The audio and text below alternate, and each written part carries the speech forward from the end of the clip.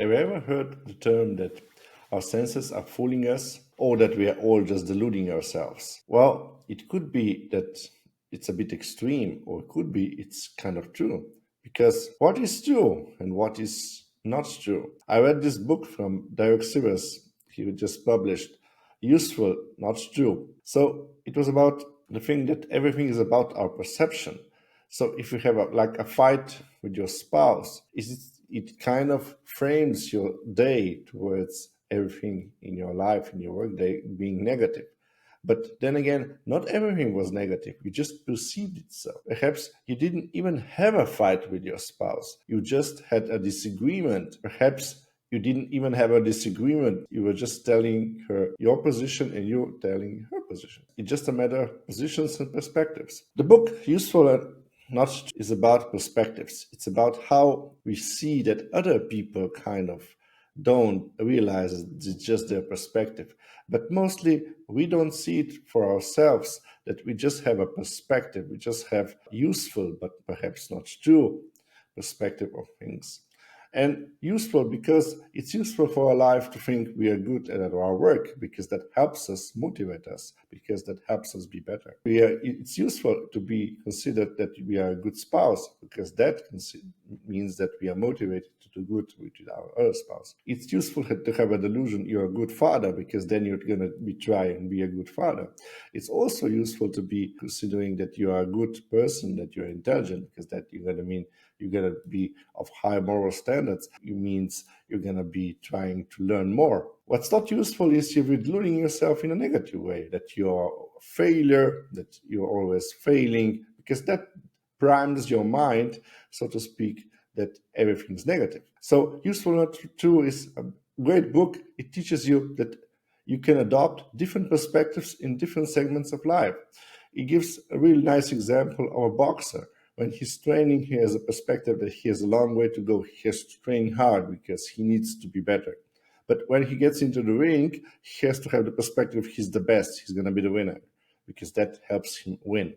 And when he wins and goes back to the training, he goes back to the perspective he has a long way to go. So these perspectives can be shed, can be changed, can be exchanged, and perhaps you can even be faked.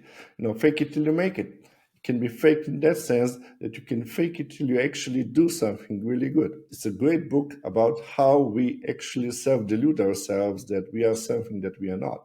So if you don't like part of your world, part of your body, part of your job, part of your relationship, change that perspective. And just by changing that perspective, you're going to start being different. You're going to start seeing things differently, and you're going to, in effect, also start acting differently. So a perspective, useful not true, is just a tool that you can put on or put off. And the author also tells that he has different perspectives. He has several different perspectives, several different personas, if you will, that he puts on and off as he needs, as in his life as an entrepreneur, as his life as a businessman, as his life as a programmer, or his life as a father. He just changes them like suits. And you should too. You should adopt that mentality that nothing is actually 100% true, and it's all just a useful thing that we delude ourselves. Not even science can be considered true, because every now and then there's new scientific advances. So it's useful to have a specific scientific view, but it doesn't necessarily to be true, and it can be perhaps even useful to change them in time. So he gives an example of a Newton's law of physics. And then there was the Einstein's law. But even then, it was really useful to use the Newton's law because it was a bit simpler to use. But even though it's not exactly true, because we're still not accounting for several nuances, several parts of the universal equation that we need to explain. So it can be useful, but it's not necessarily true.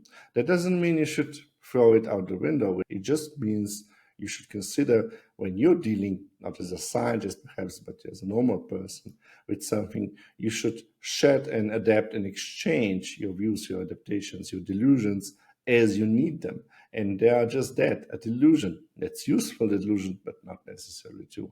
I might not be the best, but I might be better off deluding myself that I am the best, because I'm going to try better, I'm going to try harder, I'm going to try being smarter. That's it one for me. I hope you like the book.